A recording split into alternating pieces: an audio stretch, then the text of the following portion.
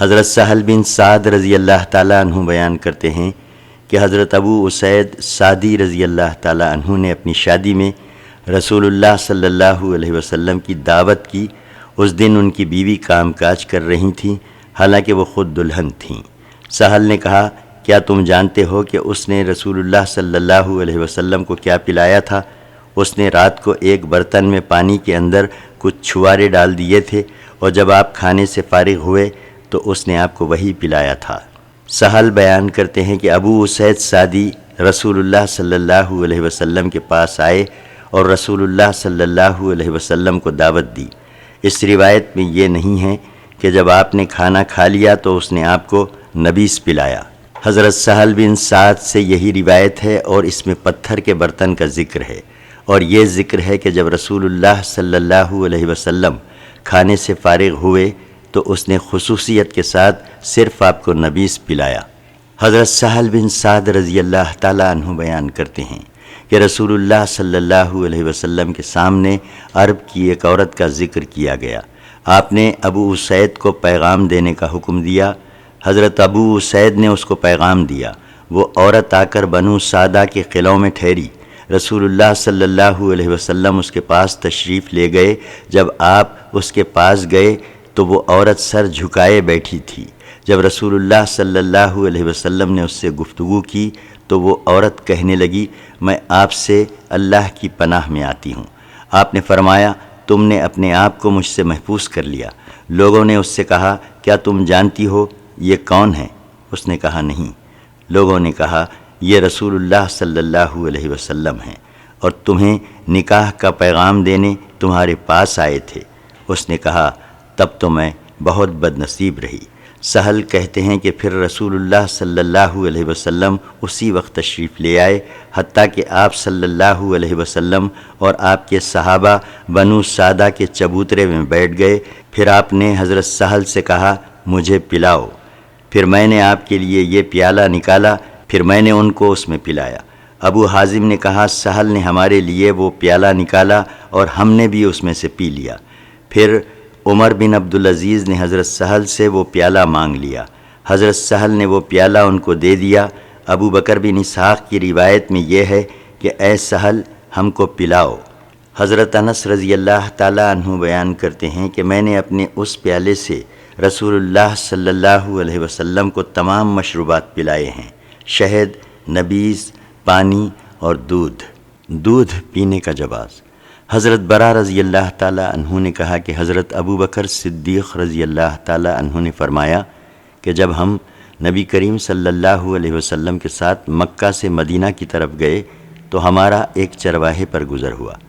اس وقت رسول اللہ صلی اللہ علیہ وسلم کو پیاس لگی ہوئی تھی۔ حضرت ابو بکر نے کہا، میں نے حضور صلی اللہ علیہ وسلم کے لیے تھوڑا سا دودھ دوہا، پھر میں آپ کے پاس وہ دودھ لایا۔ آپ صلی اللہ علیہ وسلم نے اس کو پیا، یہاں تک کہ میں راضی ہو گیا۔ حضرت برا رضی اللہ تعالیٰ عنہ بیان کرتے ہیں کہ جب رسول اللہ صلی اللہ علیہ وسلم مکہ سے مدینہ کی طرف گئے تو سراخہ بن مالک بن جوشم نے آپ کا پیچھا کیا۔ رسول اللہ صلی اللہ علیہ وسلم نے اس کے خلاف دعا کی تو اس کا گھوڑا دھنس گیا۔ اس نے کہا، آپ اللہ تعالیٰ سے دعا کیجئے، میں آپ کو کوئی نقصان نہیں پہنچاؤں گا۔ سو آپ نے اللہ تعالیٰ سے دعا کی۔ حضرت برا کہتے ہیں کہ پھر رسول اللہ صلی اللہ علیہ وسلم کو پیاس لگی اور آپ کا اور حضرت ابو بکر کا بکریوں کے ایک چرواہے پر گزر ہوا۔ حضرت ابو بکر صدیق نے کہا، میں نے ایک پیالہ لے کر رسول اللہ صلی اللہ علیہ وسلم کے لیے تھوڑا سا دودھ دوہا، اس کو آپ کے پاس لے کر آیا۔ آپ صلی اللہ علیہ وسلم نے اس کو اس قدر پیا کہ میں راضی ہو گیا۔ حضرت ابو ہریرہ رضی اللہ تعالیٰ عنہ بیان کرتے ہیں کہ جس شب نبی کریم صلی اللہ علیہ وسلم کو معراج کی سیر کرائی گئی، اس شب بیت المقدس میں آپ کو 2 پیالے پیش کیے گئے، ایک پیالہ خمر کا تھا اور ایک دودھ کا۔ آپ نے ان کی طرف دیکھا اور آپ نے دودھ لے لیا۔ جبرائیل علیہ السلام نے کہا، اللہ کی حمد ہے جس نے آپ کو فطرت کی ہدایت دی، اگر آپ خمر یعنی شراب کا پیالہ لے لیتے تو آپ کی امت گمراہ ہو جاتی۔ حضرت ابو ہریرہ رضی اللہ تعالیٰ عنہ بیان کرتے ہیں کہ رسول اللہ صلی اللہ علیہ وسلم کے پاس 2 پیالے لائے گئے۔ یہ حدیث مثل سابق ہے اور اس میں ایلیا یعنی بیت المقدس کا ذکر نہیں ہے۔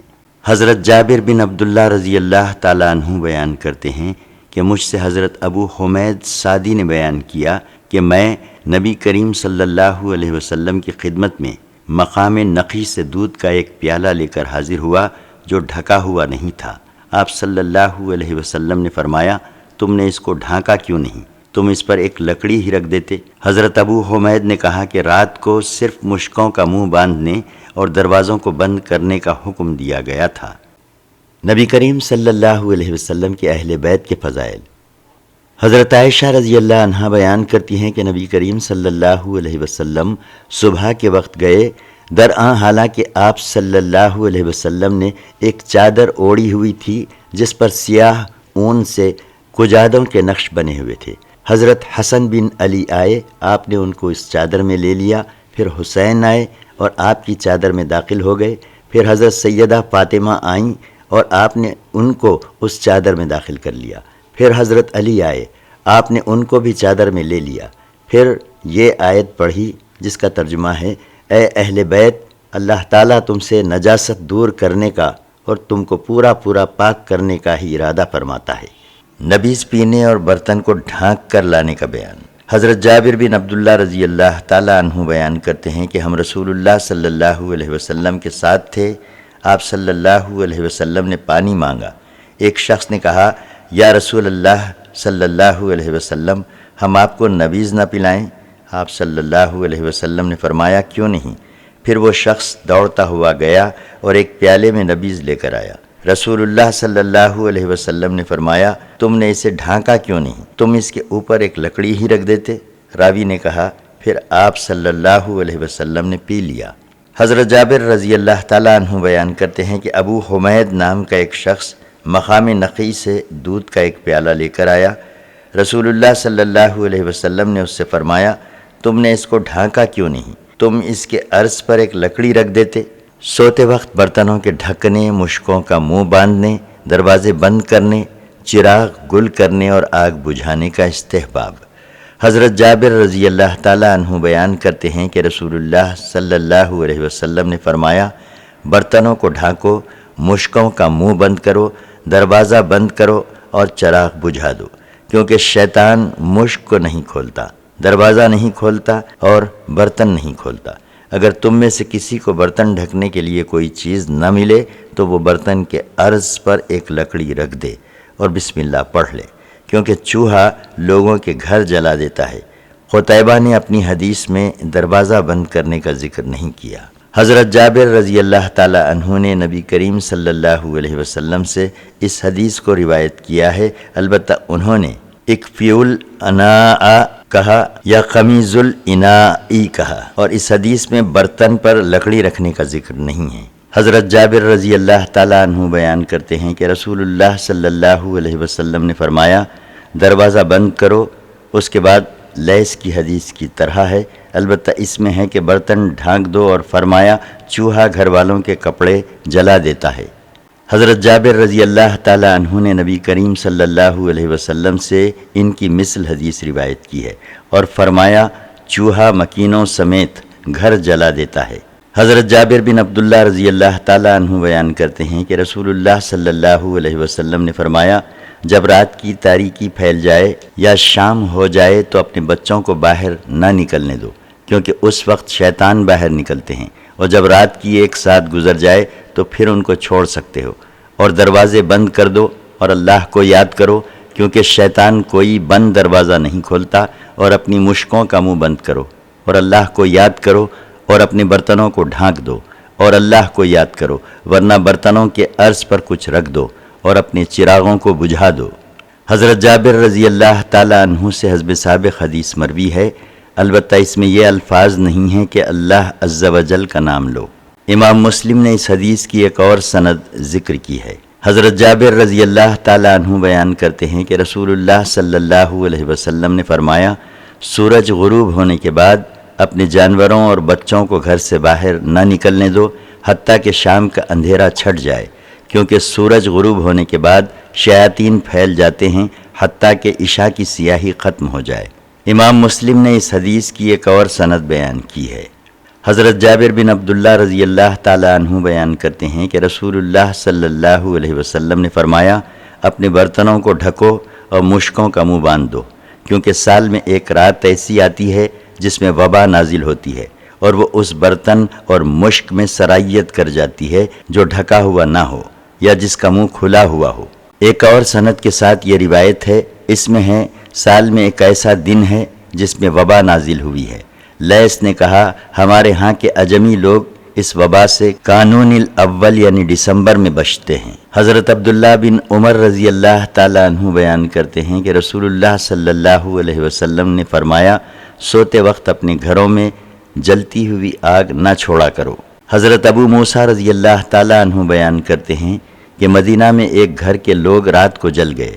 جب رسول اللہ صلی اللہ علیہ وسلم سے یہ واقعہ بیان کیا گیا تو آپ صلی اللہ علیہ وسلم نے فرمایا، یہ آگ تمہاری دشمن ہے، جب تم سو تو اس کو بجھا دیا کرو۔ کھانے پینے کے آداب اور احکام۔ حضرت حذیفہ رضی اللہ تعالیٰ عنہ بیان کرتے ہیں کہ جب ہم نبی کریم صلی اللہ علیہ وسلم کے ساتھ کھانا کھاتے تو جب تک رسول اللہ صلی اللہ علیہ وسلم شروع نہ کرتے ہم کھانے کی طرف ہاتھ نہ بڑھاتے۔ ایک مرتبہ ہم رسول اللہ صلی اللہ علیہ وسلم کے ساتھ کھانا کھا رہے تھے کہ ایک لڑکی اس طرف بھاگتی ہوئی آئی جیسے کوئی اس کا پیچھا کر رہا ہو۔ اس نے آتے ہی اپنا ہاتھ کھانے کی طرف بڑھانا چاہا۔ رسول اللہ صلی اللہ علیہ وسلم نے اس کا ہاتھ پکڑ لیا۔ پھر ایک اعرابی بھی اسی طرح دوڑتا ہوا آیا اور اس نے آتے ہی اپنا ہاتھ کھانے کی طرف بڑھانا چاہا۔ رسول اللہ صلی اللہ علیہ وسلم نے اس کا ہاتھ پکڑ لیا۔ پھر رسول اللہ صلی اللہ علیہ وسلم نے فرمایا، جس کھانے پر اللہ تعالیٰ کا نام نہ لیا جائے شیطان اس کھانے کو حلال کر لیتا ہے۔ سو وہ اس لڑکی کو کھانا حلال کرنے کے لیے لایا تو میں نے اس لڑکی کا ہاتھ پکڑ لیا۔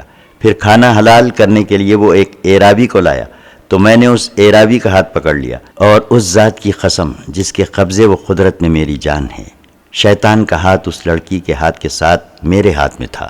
حضرت حذیفہ بن یمان رضی اللہ تعالیٰ عنہ بیان کرتے ہیں کہ جب ہم کو رسول اللہ صلی اللہ علیہ وسلم کے ساتھ کھانے کی دعوت دی جاتی اس کے بعد حزب سابق ہے۔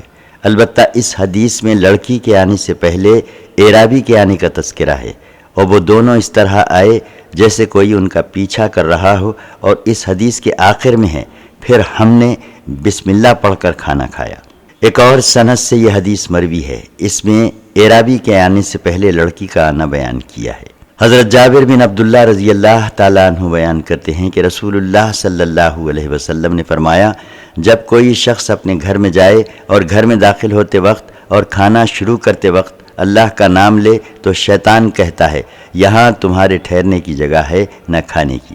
اور جب کوئی شخص گھر جائے اور داخل ہوتے وقت اللہ کا نام نہ لے تو شیطان کہتا ہے، تم نے اپنا ٹھکانہ پا لیا۔ اور جب وہ کھانے کے وقت اللہ کا نام نہ لے تو شیطان کہتا ہے، تم نے ٹھکانہ اور کھانا دونوں پا لیے۔ حضرت جابر رضی اللہ تعالیٰ عنہ بیان کرتے ہیں کہ رسول اللہ صلی اللہ علیہ وسلم نے فرمایا، بائیں ہاتھ سے نہ کھاؤ کیونکہ بائیں ہاتھ سے شیطان کھاتا ہے۔ حضرت ابن عمر رضی اللہ تعالیٰ عنہ بیان کرتے ہیں کہ رسول اللہ صلی اللہ علیہ وسلم نے فرمایا، جب تم میں سے کوئی شخص کھانا کھائے تو دائیں ہاتھ سے کھائے، اور جب تم میں سے کوئی شخص پیے تو دائیں ہاتھ سے پیے، کیونکہ شیطان بائیں ہاتھ سے کھاتا ہے اور بائیں ہاتھ سے پیتا ہے۔ امام مسلم نے اس حدیث کی 2 سندیں بیان کی۔ حضرت عبداللہ بن عمر رضی اللہ تعالیٰ عنہ بیان کرتے ہیں کہ رسول اللہ صلی اللہ علیہ وسلم نے فرمایا، تم میں سے کوئی شخص بائیں ہاتھ سے نہ کھائے نہ پیے، کیونکہ بائیں ہاتھ سے شیطان کھاتا ہے اور پیتا ہے۔ اور نافع کی روایت میں یہ اضافہ ہے، بائیں ہاتھ سے کوئی چیز نہ لے نہ دے۔ اور ابو الطاہر کی روایت میں ہے کہ تم میں سے کوئی شخص بائیں ہاتھ سے ہرگز نہ کھائے۔ حضرت سلمہ بن اکبہ رضی اللہ تعالیٰ عنہ بیان کرتے ہیں کہ ایک شخص رسول اللہ صلی اللہ علیہ وسلم کے ساتھ بائیں ہاتھ سے کھا رہا تھا۔ آپ نے اس سے فرمایا، تم دائیں ہاتھ سے کھاؤ۔ اس نے کہا، میں اس کی طاقت نہیں رکھتا۔ آپ نے فرمایا، تو اس کی طاقت نہیں رکھ سکے گا۔ اس کو دائیں ہاتھ کے ساتھ کھانے سے تکبر کے سوا اور کسی چیز نے نہیں منع کیا تھا۔ راوی کہتے ہیں کہ پھر وہ اپنا ہاتھ منہ تک نہیں لے جا سکا۔ حضرت عمر بن ابی سلمہ رضی اللہ تعالیٰ عنہ بیان کرتے ہیں کہ ایک دن میں نے رسول اللہ صلی اللہ علیہ وسلم کے ساتھ کھانا کھایا، میرا ہاتھ تمام پیالے میں گھوم رہا تھا، رسول اللہ صلی اللہ علیہ وسلم نے فرمایا اپنے آگے سے کھاؤ۔ حضرت ابو سعید رضی اللہ تعالیٰ عنہ بیان کرتے ہیں کہ نبی کریم صلی اللہ علیہ وسلم نے مشکوں کو منہ لگا کر پانی پینے سے منع فرمایا۔ حضرت ابو سعید خدری رضی اللہ تعالیٰ عنہ بیان کرتے ہیں کہ رسول اللہ صلی اللہ علیہ وسلم نے مشکوں کو الٹ کر ان کے منہ سے پانی پینے کو منع فرمایا ہے۔ ایک اور سند سے یہ حدیث مروی ہے، البتہ اس میں یہ ہے کہ اختناس کا معنی یہ ہے کہ مشک کا منہ الٹ کر اس سے پانی پیا جائے۔ کھڑے ہو کر پانی پینے کی کراہت۔ حضرت انس رضی اللہ تعالیٰ عنہ بیان کرتے ہیں کہ نبی کریم صلی اللہ علیہ وسلم نے کھڑے ہو کر پانی پینے پر ڈانٹا۔ حضرت انس رضی اللہ تعالیٰ عنہ بیان کرتے ہیں کہ نبی کریم صلی اللہ علیہ وسلم نے کھڑے ہو کر پانی پینے سے منع فرمایا۔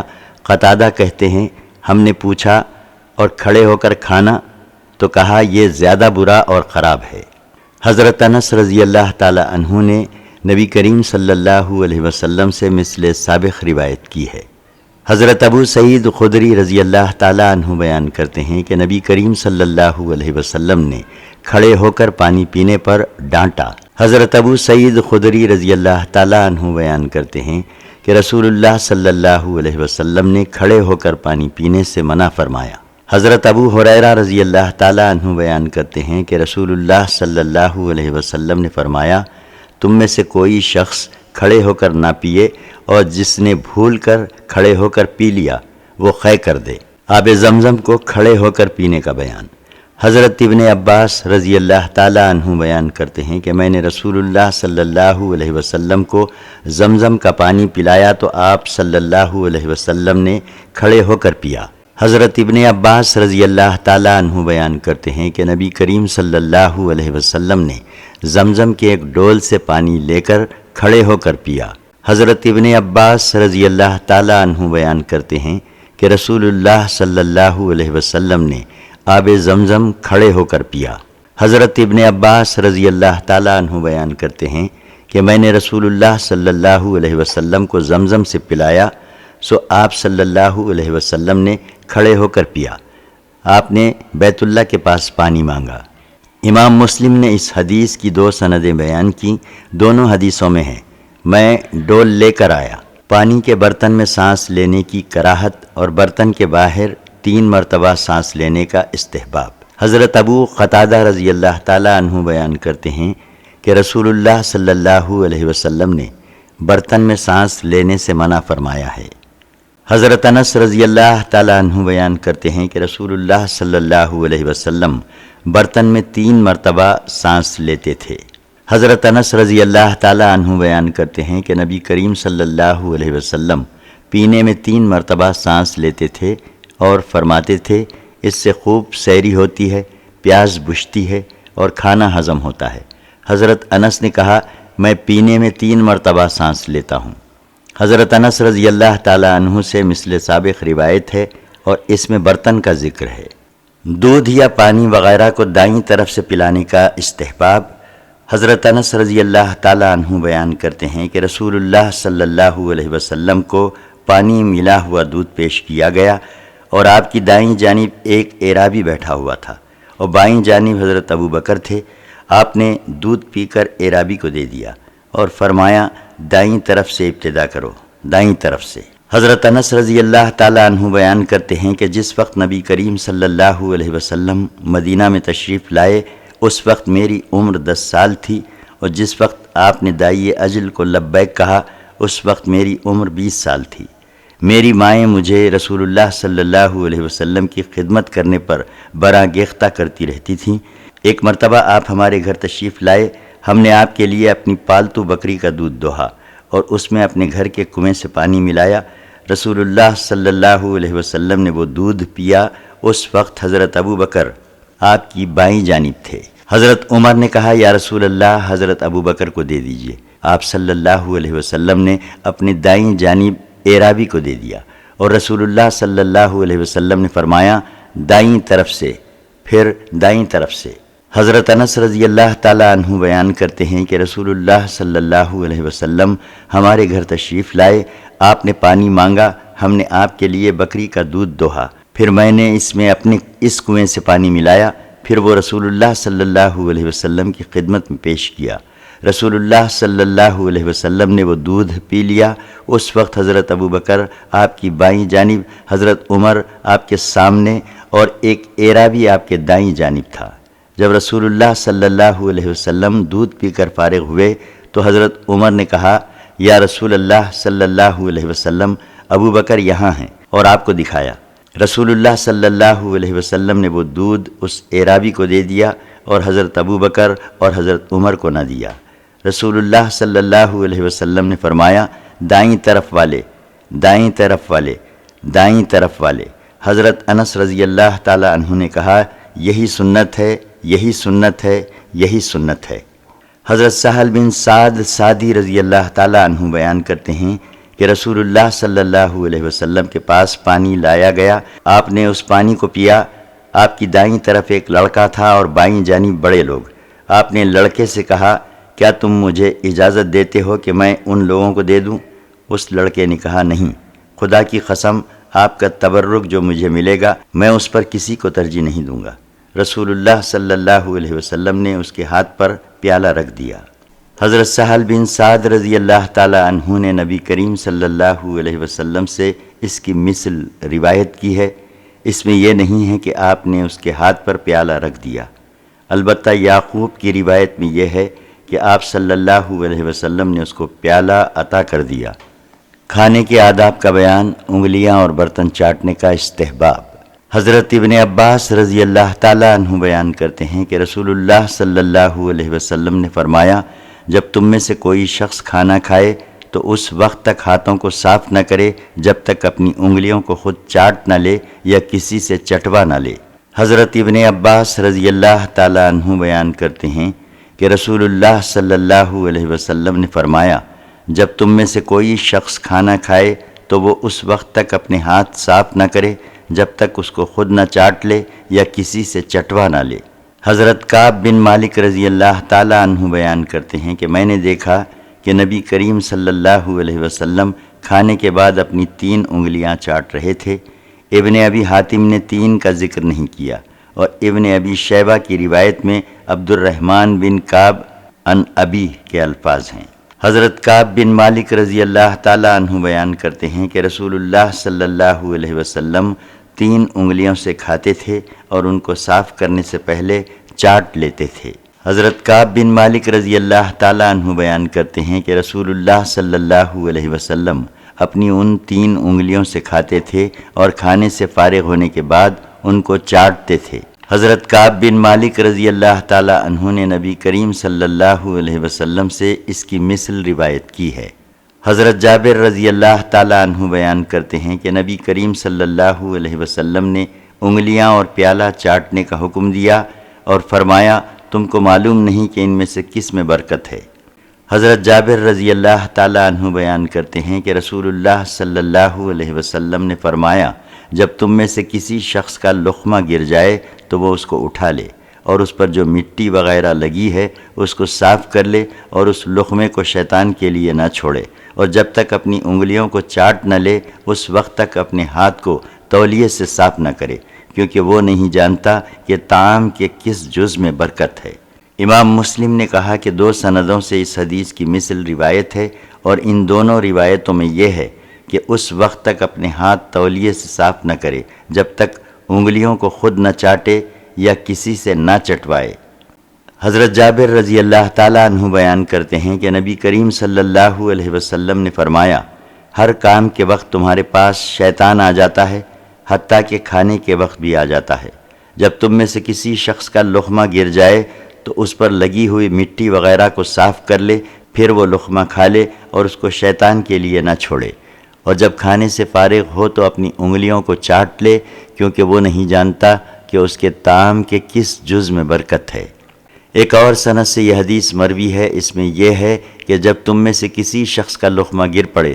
اس حدیث میں یہ نہیں ہے کہ تم میں سے ہر شخص کے پاس شیطان حاضر ہوتا ہے۔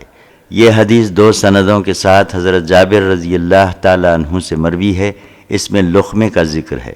حضرت انس رضی اللہ تعالیٰ عنہ بیان کرتے ہیں کہ رسول اللہ صلی اللہ علیہ وسلم جس وقت کھانا کھاتے تو اپنی 3 انگلیوں کو چاٹتے اور فرماتے، جب تم میں سے کسی کا لقمہ گر جائے تو وہ اس سے مٹی دور کر کے کھا لے اور اس کو شیطان کے لیے نہ چھوڑے، اور آپ نے ہمیں پیالہ صاف کرنے کا حکم دیا اور فرمایا تم نہیں جانتے کہ طعام کے کس جز میں برکت ہے۔ حضرت ابو ہریرہ رضی اللہ تعالیٰ عنہ بیان کرتے ہیں کہ نبی کریم صلی اللہ علیہ وسلم نے فرمایا جب تم میں سے کوئی شخص کھانا کھائے تو اپنی انگلیوں کو چاٹ لے، کیونکہ وہ نہیں جانتا کہ ان میں سے کس میں برکت ہے۔ یہ حدیث ایک اور سند سے مروی ہے، اس میں ہے تم میں سے ہر شخص پیالے کو صاف کرے، اور فرمایا تمہارے کس کھانے میں برکت ہے، یا فرمایا کس کھانے میں تمہارے لیے برکت ہوتی ہے۔ اگر مہمان کے ساتھ کچھ اور لوگ بھی مل جائیں تو وہ کیا کرے؟ حضرت ابو مسعود انصاری رضی اللہ تعالیٰ عنہ بیان کرتے ہیں کہ انصار میں ابو شعیب نام کا ایک شخص تھا، اس کا ایک لڑکا تھا جو گوشت فروخت کرتا تھا۔ اس نے رسول اللہ صلی اللہ علیہ وسلم کو دیکھ کر آپ کے چہرے سے بھوک کا اندازہ کیا۔ اس نے اپنے لڑکے سے کہا جاؤ 5 آدمیوں کا کھانا تیار کرو، میرا ارادہ ہے کہ میں 5 آدمیوں سمیت نبی کریم صلی اللہ علیہ وسلم کو دعوت دوں۔ اس نے کھانا تیار کر لیا، پھر وہ نبی کریم صلی اللہ علیہ وسلم کے پاس گیا اور آپ کو بشمول 5 آدمیوں کی دعوت دی۔ آپ صلی اللہ علیہ وسلم کے ساتھ ایک اور شخص بھی چل پڑا۔ جب وہ شخص دروازے پر پہنچا تو نبی کریم صلی اللہ علیہ وسلم نے فرمایا یہ شخص ہمارے ساتھ چل پڑا، اگر تم چاہو تو اس کو اجازت دے دو، اور اگر تم چاہو تو یہ شخص لوٹ جائے۔ اس نے کہا نہیں یا رسول اللہ صلی اللہ علیہ وسلم، بلکہ میں اس کو اجازت دیتا ہوں۔ امام مسلم نے اس حدیث کی 4 سندیں ذکر کیں، اس میں ابو وائل کی نبی کریم صلی اللہ علیہ وسلم سے مثل سابق روایت ہے۔ امام مسلم نے اس حدیث کی 2 سندیں بیان کی، ان میں حضرت ابو مسعود انصاری رضی اللہ تعالی عنہ کی مثل سابق روایت ہے۔ حضرت انس رضی اللہ تعالی عنہ بیان کرتے ہیں کہ نبی کریم صلی اللہ علیہ وسلم کے پڑوس میں ایک فارسی رہتا تھا، وہ شوربہ بہت اچھا بناتا تھا۔ اس نے رسول اللہ صلی اللہ علیہ وسلم کے لیے شوربہ بنایا، پھر آ کر آپ صلی اللہ علیہ وسلم کو دعوت دی۔ آپ نے حضرت عائشہ کی طرف اشارہ کر کے فرمایا ان کی بھی ہے؟ اس نے کہا نہیں۔ آپ نے فرمایا پھر نہیں۔ وہ دوبارہ دعوت دینے آیا، رسول اللہ صلی اللہ علیہ وسلم نے فرمایا ان کی بھی ہے؟ اس نے کہا نہیں۔ رسول اللہ صلی اللہ علیہ وسلم نے فرمایا پھر میں بھی نہیں آتا۔ وہ 12 دعوت دینے کے لیے آیا، نبی کریم صلی اللہ علیہ وسلم نے فرمایا ان کی دعوت بھی ہے؟ سو تیسری بار اس نے کہا ہاں۔ پھر آپ دونوں اٹھ کر اس کے مکان میں گئے۔ اگر میزبان کی رضامندی معلوم ہو تو اس کے ہاں بن بلائے شخص کو لے جانے میں حرج نہیں۔ حضرت ابو ہریرہ رضی اللہ تعالیٰ عنہ بیان کرتے ہیں کہ ایک دن یا ایک رات رسول اللہ صلی اللہ علیہ وسلم باہر تشریف لے گئے۔ اچانک آپ کو حضرت ابو بکر اور حضرت عمر ملے۔ آپ نے فرمایا اس وقت تمہارے اپنے گھروں سے نکلنے کا کیا سبب ہے؟ ان دونوں نے کہا یا رسول اللہ صلی اللہ علیہ وسلم بھوک لگی ہے۔ آپ نے فرمایا اس ذات کی قسم جس کے قبضے و قدرت میں میری جان ہے، میرے نکلنے کا بھی وہی سبب ہے جو تمہارے نکلنے کا سبب ہے، اٹھو۔ سو وہ دونوں آپ کے ساتھ کھڑے ہو گئے۔ پھر آپ ایک انصاری کے گھر گئے، وہ اس وقت گھر میں نہیں تھے۔ جب اس کی بیوی نے دیکھا تو کہا مرحبا اور خوش آمدید۔ رسول اللہ صلی اللہ علیہ وسلم نے اس سے فرمایا فلاں شخص کہاں ہیں؟ اس نے کہا وہ ہمارے لیے میٹھا پانی لینے گئے ہیں۔ اتنے میں وہ انصاری آ گیا۔ اس نے رسول اللہ صلی اللہ علیہ وسلم اور آپ کے دونوں صاحبوں کو دیکھا۔ اس نے کہا الحمدللہ، آج میرے مہمانوں سے بڑھ کر کسی کے معزز مہمان نہیں ہیں۔ پھر وہ چلے گئے اور کھجوروں کا ایک خوشہ لے کر آئے۔ اس میں ادپکی کھجوریں، چھوارے اور تازہ کھجوریں تھیں۔ اس نے کہا ان کو کھائیے، اور اس نے چھری پکڑ لی۔ آپ نے فرمایا دودھ دینے والی بکری سے اجتناب کرنا۔ اس نے ایک بکری ذبح کی اور سب نے اس بکری کا گوشت اور کھجوریں کھائیں اور پانی پیا۔ جب وہ سب کھا پی کر سیر ہو گئے تو رسول اللہ صلی اللہ علیہ وسلم نے حضرت ابو بکر اور حضرت عمر سے فرمایا اس ذات کی قسم جس کے قبضے و قدرت میں میری جان ہے، قیامت کے دن تم سے ان نعمتوں کے متعلق ضرور سوال کیا جائے گا۔ تم کو گھروں سے بھوک باہر لے آئی حتیٰ کہ تم کو یہ نعمتیں مل گئیں۔ حضرت ابو ہریرہ رضی اللہ تعالیٰ عنہ بیان کرتے ہیں کہ ایک روز حضرت ابو بکر اور حضرت عمر بیٹھے ہوئے تھے۔ اتنے میں ان کے پاس رسول اللہ صلی اللہ علیہ وسلم تشریف لے آئے۔ آپ نے فرمایا تم یہاں کس سبب سے بیٹھے ہو؟ انہوں نے کہا قسم اس ذات کی جس نے آپ کو حق کے ساتھ بھیجا ہے، ہم بھوک کی بنا پر اپنے گھروں سے نکلے ہیں۔ اس کے بعد یہ حدیث مثل سابق ہے۔ حضرت انس رضی اللہ تعالیٰ عنہ بیان کرتے ہیں کہ حضرت ابو طلحہ نے رسول اللہ صلی اللہ علیہ وسلم کو بلانے کے لیے مجھے آپ کے پاس بھیجا، درآں حالانکہ انہوں نے کھانا تیار کر رکھا تھا۔ حضرت انس کہتے ہیں کہ میں گیا، اس وقت رسول اللہ صلی اللہ علیہ وسلم صحابہ کے ساتھ بیٹھے تھے۔ آپ نے جب میری جانب دیکھا تو مجھے شرم آئی۔ میں نے کہا حضرت ابو طلحہ کی دعوت قبول کیجیے۔ آپ نے لوگوں سے کہا اٹھو چلو۔ حضرت ابو طلحہ نے کہا یا رسول اللہ، میں نے تو آپ کے لیے تھوڑا سا کھانا تیار کیا تھا۔ رسول اللہ صلی اللہ علیہ وسلم نے اس کھانے کو چھوا اور اس پر برکت کی دعا کی، پھر فرمایا میرے اصحاب میں سے 10 صحابہ کو بلاؤ، اور فرمایا کھاؤ، اور اپنی انگلیوں کے درمیان سے کچھ نکالا، سو انہوں نے کھایا اور سیر ہو گئے۔ پھر وہ چلے گئے۔ آپ نے فرمایا 10 آدمیوں کو بلاؤ، پھر انہوں نے کھایا اور سیر ہو گئے اور چلے گئے۔ پھر اسی طرح 10 آئے اور جاتے رہے، حتیٰ کہ ان میں سے کوئی بھی باقی نہ بچا، اور سب نے کھا لیا اور سیر ہو گئے۔ پھر آپ نے کھانا منگوایا تو وہ اتنا ہی تھا جتنا ان کے کھانے کے وقت تھا۔ حضرت انس بن مالک رضی اللہ تعالیٰ عنہ بیان کرتے ہیں کہ مجھے حضرت ابو طلحہ نے رسول اللہ صلی اللہ علیہ وسلم کے پاس بھیجا۔ اس کے بعد حسب سابق حدیث ہے، البتہ اس میں یہ اضافہ ہے کہ اس کے بعد جو کھانا بچا آپ نے اس کو جمع کیا اور اس میں برکت کی دعا فرمائی۔ وہ کھانا پھر پہلے جتنا ہو گیا۔ آپ نے فرمایا لو یہ کھانا لے لو۔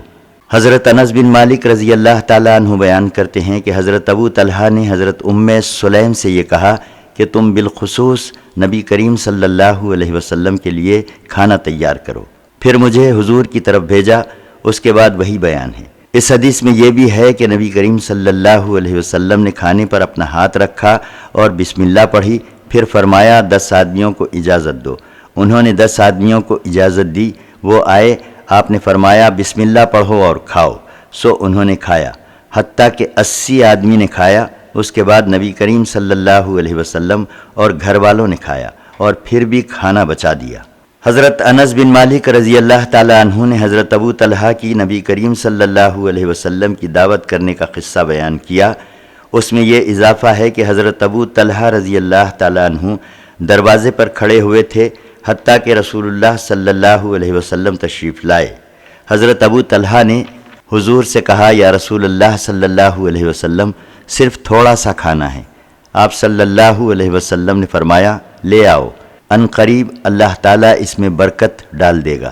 حضرت انس بن مالک رضی اللہ تعالیٰ عنہ نے نبی کریم صلی اللہ علیہ وسلم سے یہی قصہ روایت کیا، اور اس میں یہ اضافہ ہے کہ پھر رسول اللہ صلی اللہ علیہ وسلم نے کھایا اور اہل بیت نے کھایا اور باقی ماندہ پڑوسیوں کو دے دیا۔ حضرت انس بن مالک رضی اللہ تعالیٰ عنہ بیان کرتے ہیں کہ حضرت ابو طلحہ رضی اللہ تعالیٰ عنہ نے رسول اللہ صلی اللہ علیہ وسلم کو مسجد میں لیٹے ہوئے دیکھا۔ آپ کا پیٹھ سے لگا ہوا تھا۔ پھر وہ حضرت ام سلیم رضی اللہ تعالیٰ عنہا کے پاس گئے اور کہا میں نے رسول اللہ صلی اللہ علیہ وسلم کو مسجد میں لیٹے ہوئے دیکھا ہے، آپ کا پیٹھ سے لگ رہا ہے، اور میرا گمان یہ ہے کہ حضور بھوکے ہیں۔ اس کے بعد حدیث بیان کی، اور اس میں یہ کہا کہ پھر رسول اللہ صلی اللہ علیہ وسلم حضرت ابو طلحہ اور حضرت ام سلیم اور حضرت انس بن مالک نے کھانا کھایا اور کچھ کھانا بچ گیا جو ہم نے اپنے پڑوسیوں کو دے دیا۔ حضرت انس بن مالک رضی اللہ تعالیٰ عنہ بیان کرتے ہیں کہ ایک دن میں رسول اللہ صلی اللہ علیہ وسلم کے پاس گیا۔ آپ مسجد میں اپنے اصحاب کے ساتھ بیٹھے ہوئے باتیں کر رہے تھے، درآں حالانکہ آپ کے پیٹ پر ایک پٹی بندھی ہوئی تھی۔ میں نے آپ کے بعض اصحاب سے پوچھا اس کا کیا سبب ہے؟ صحابہ نے کہا کہ یہ بھوک کی وجہ سے ہے۔ پھر میں ابو طلحہ کے پاس گیا، وہ حضرت ام سلیم بنت ملحان کے خاوند تھے۔ میں نے ان سے کہا اے ابا جان، میں نے رسول اللہ صلی اللہ علیہ وسلم کو اس حال میں دیکھا ہے کہ ان کے پیٹ پر پٹی بندھی ہوئی ہے۔ میں نے آپ کے بعض اصحاب سے پوچھا اس کا کیا سبب ہے؟ انہوں نے کہا بھوک۔ پھر حضرت ابو طلحہ میری ماں کے پاس گئے اور پوچھا کیا کوئی چیز ہے؟ انہوں نے کہا ہاں، میرے پاس روٹی کا ایک ٹکڑا اور کچھ کھجوریں ہیں۔ اگر صرف رسول اللہ صلی اللہ علیہ وسلم اکیلے ہمارے پاس آئے تو ہم آپ کو سیر کر دیں گے، اور اگر آپ کے ساتھ کوئی اور بھی آیا تو یہ کھانا کم ہوگا۔ اس کے بعد باقی حدیث ہے۔ حضرت انس بن مالک رضی اللہ تعالی عنہ نے نبی کریم صلی اللہ علیہ وسلم سے حضرت ابو طلحہ کی دعوت کا واقعہ روایت کیا ہے۔ شوربہ کھانے کا جواز اور کدو یعنی لوکی کھانے کا استحباب۔ حضرت انس رضی اللہ تعالی عنہ بیان کرتے ہیں کہ ایک درزی نے رسول اللہ صلی اللہ علیہ وسلم کی دعوت کی اور کچھ کھانا تیار کیا۔ حضرت انس بن مالک رضی اللہ تعالی عنہ کہتے ہیں کہ میں رسول اللہ صلی اللہ علیہ وسلم کے ساتھ اس دعوت میں گیا۔ اس نے رسول اللہ صلی اللہ علیہ وسلم کے سامنے جو کی روٹی اور شوربہ رکھا، اس میں کدو اور گوشت تھا۔ حضرت انس کہتے ہیں کہ میں نے دیکھا کہ رسول اللہ صلی اللہ علیہ وسلم پیالے میں کدو تلاش کر رہے تھے۔ حضرت انس کہتے ہیں کہ میں اسی دن سے کدو سے محبت رکھتا ہوں۔ حضرت انس رضی اللہ تعالی عنہ بیان کرتے ہیں کہ ایک شخص نے رسول اللہ صلی اللہ علیہ وسلم کو دعوت دی، میں بھی آپ کے ساتھ گیا، آپ کے لیے شوربے والا کدو لایا گیا۔ رسول اللہ صلی اللہ علیہ وسلم اس میں سے کدو کھا رہے تھے۔ کدو آپ کو پسند تھا۔ جب میں نے یہ دیکھا کہ میں نے خود کدو نہیں کھائے اور حضور کے سامنے رکھنے لگا، حضرت انس کہتے ہیں کہ اس دن کے بعد سے مجھے کدو بہت پسند ہے۔ حضرت انس بن مالک رضی اللہ تعالی عنہ بیان کرتے ہیں کہ ایک شخص درزی تھا، اس نے رسول اللہ صلی اللہ علیہ وسلم کو دعوت دی۔ ثابت کہتے ہیں کہ حضرت انس نے کہا، اس دعوت کے بعد جب میں سالن پکواتا تو اگر ممکن ہوتا تو اس میں کدو ضرور ڈلواتا۔ کھجور کھاتے وقت گٹلیاں الگ رکھنے کا جواز، مہمان کا گھر والوں کے لیے دعا کرنے کا استحباب اور نیک مہمان سے دعا کرانے کا بیان۔ حضرت عبداللہ بن بصر رضی اللہ تعالیٰ عنہ بیان کرتے ہیں کہ رسول اللہ صلی اللہ علیہ وسلم میرے والد کے پاس تشریف لائے۔ ہم نے رسول اللہ صلی اللہ علیہ وسلم کی خدمت میں کھانا، پنیر اور برنی کھجور کا حلوہ پیش کیا۔ آپ نے اس میں سے کچھ تناول فرمایا، پھر آپ کے پاس کھجوریں لائی گئیں۔ آپ کھجوریں کھاتے اور 2 انگلیوں کے درمیان گٹلیاں ڈالتے اور شہادت کی انگلی اور درمیانی انگلی کو جمع کرتے۔ شعبہ کہتے ہیں کہ میرا یہی گمان ہے، اور اس حدیث میں ہے انشاءاللہ گٹلیوں کو 2 انگلیوں کے درمیان ڈالنا۔ پھر آپ کے پاس ایک مشروب لایا گیا، آپ نے اس کو پی کر دائیں جانب والے کو دے دیا۔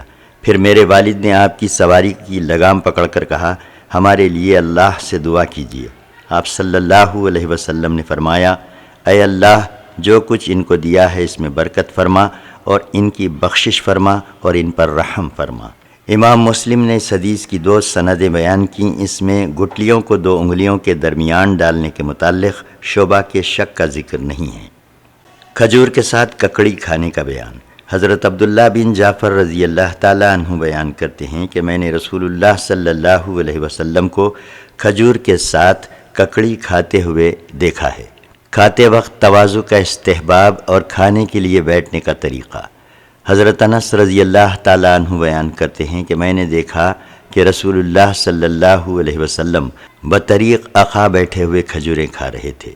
عقا کا مطلب ہے انسان دونوں گھٹنے کھڑے کرے، سیریں کے بل بیٹھ جائے اور دونوں گھٹنوں کے گرد ہاتھ باندھ لے۔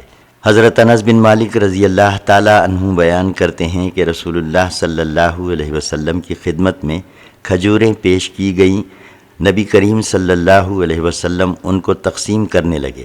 آپ اس طرح بیٹھے ہوئے تھے جیسے کوئی شخص جلدی میں بیٹھتا ہے اور جلدی جلدی کھا رہے تھے۔